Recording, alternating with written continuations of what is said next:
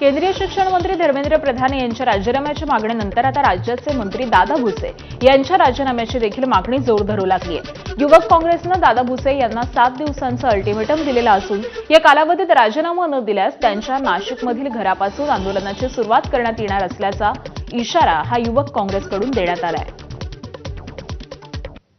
शिक्षणाचा अधिकार काढून फक्त माणसाला जगण्याचा अधिकार देण्याचं काम हे सरकार करत आहे। यावर आमचा आक्षेप आहे। यापुढे येत्या 7 दिवसात जर दादा भुसे यांनी राजीनामा नाही दिला तर महाराष्ट्रातील सर्व समविचारी संघटनेसोबत आमचा संपर्क झालेला आहे। सगळ्याशी चर्चा चालू आहे। सगळे या विषयाबद्दल सकारात्मकपणे पुढे जाण्यास तयार आहे आणि ही भूमिका घेऊन आम्ही सर्वजण जर त्यांनी राजीनामा न दिला तर तीव्र आंदोलन राज्यात उभा करू। पेपरफुटीच्या वेगवेगळ्या घटनांवरून गदारोळ सुरू असतानाच महाराष्ट्रात एक वेगळाच वाद पेटला। अन्न आणि औषध प्रशासन विभागातील भरती परीक्षेतील पेपरफुटीचे आरोप झाले, पण हा निव्वळ बनाव असल्याचा दावा एमपीएससी सूत्रांनी केलाय आणि यानंतर आक्रमक झालेल्या लोकसेवा आयोगानं संपूर्ण प्रकरणाविरोधात पोलिसात धाव घेतली आहे। प्राप्त पुरावे आणि निवेदनांची सखोल पडताळणी करून पेपर फुटल्याचा बनाव रचणाऱ्यांविरोधात आता एमपीएससी पोलिसात रितसर तक्रार दाखल करणार आहे, अशी माहिती महाराष्ट्र लोकसेवा आयोगाचे अध्यक्ष विवेक भिमनवार यांनी दिली आहे। औषध निरीक्षक परीक्षा 22 मार्चला ऑफलाईन झालेली होती आणि त्याचा निकाल 12 जूनला लागला आणि त्यानंतर 1 ते 21 जुलैला मुलाखती झाल्या। 22 जुलै रोजी यादी आली। 23 जुलैला ईमेलद्वारे एक तक्रार एमपीएससीकडे आली। 2 उमेदवारांनी पुराव्यांसह महाराष्ट्र लोकसेवा आयोग आणि अन्न आणि औषध प्रशासन विभागाकडे लेखी तक्रार दिली। आम्हाला जो तक्रारदार आहे त्याचा एक परत ईमेल प्राप्त झाला आणि त्यांनी असं म्हटलेलं आहे की हा जो मी तक्रार केली होती ती तक्रार चुकीची आहे।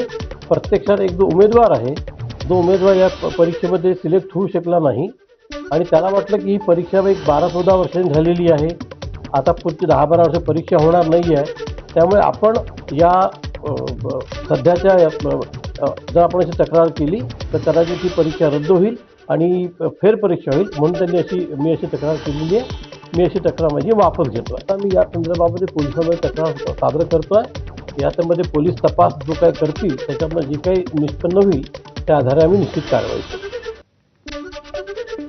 दरम्यान औषध निरीक्षक भरती प्रक्रियेची प्रश्नपत्रिका फुटल्याचा दावा करणाऱ्या गौरव पाटीलनं प्रकरणातून माघार घेतली, पण त्याच्यावरती दबाव होता असा आरोप राजकीय वर्तुळातून होतोय। सगळ्यात महत्त्वाची गोष्ट आहे की ऋषिकेश गांगर्डे नावाची जी व्यक्ती आहे तो जेव्हा ही कंप्लेंट केली होती या पाटलाली, याच्या बरोबरच ऋषिकेश गांगर्डे सुद्धा तुकाराम मुंडे साहेबांच्या ऑफिसला आला होता। त्याच्याच बरोबर एमपीएससी आयोगाला सुद्धा गेला होता। ऋषिकेश पाटील उर्फ गौरव पाटील हा त्याचा मित्र आहे। त्याला थोडं धमकवलं, त्याला भीती दाखवली गेली, म्हणून त्यांनी हे पत्र देऊन माघार घेतली। तो तुकाराम मुंडे साहेबांच्या ऑफिसला आला। हा पाटील लोकेश पाटील का गौरव पाटील जो कोणी आहे एमपीएससीच्या कार्यालय मुंबईमध्ये आला। बरेच दिवस त्याच्यावर त्यांनी काम केलं आणि नंतर आता कुठेतरी त्याच्यावर दबाव आल्यानंतर तो म्हणतो की मी चेष्टा करत होतो। जो मेल साधारणतः 1 महिन्यापूर्वी गेलाय त्यावर एमपीएससीला हे उत्तर आता का सुचलं? जी एमपीएससी आधी असं सांगते की असं काही घडलंच नाही, नंतर असं सांगते की घडलं असेल तर आम्ही चौकशी करू, आणि आज असं जर सांगत असेल की हा मेल बनावट आहे असं त्या मुलाने सांगितलं, म्हणजे तुम्ही दबाव आणून धमकी देऊन धमकावून आम्ही तुला रिस्ट्रिकेट करू, तुला ब्लॅकलिस्टेड करू, तुला पुढच्या कुठल्याही परीक्षेत पुन्हा आम्ही बसू देणार नाही अशी भीती घालून जर त्याच्याकडून जबाब बदवून घेतला नसेल कशावरून? तर ऋषिकेश गांगर्डे नावाच्या तरुणानंही आपल्याकडून ही तक्रार केली आहे। काहीही झालं तरी तक्रार मागे घेणार नाही असं त्यानं स्पष्ट केलंय।